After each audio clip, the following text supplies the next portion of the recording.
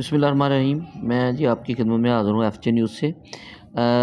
नावाही गांव लाला का रहायशी पाक फ़ौज का नौजवान वकास अमीन दहशतगर्दों से लड़ते हुए जामे शहादत नोश कर गया जी।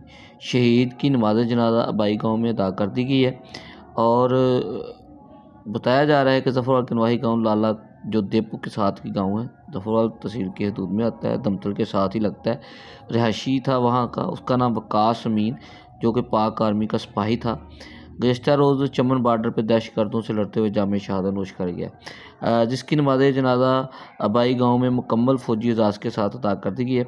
और बताया जाता है कि नौजवान का वकास की शादी जो है फरवरी में तय थी और शहीद नौजवान के वालिद भी पाकिस्तान आर्मी में रिटायर्ड हैं और भाई भी इस वक्त आर्मी में हाज़िर सर्विस हैं।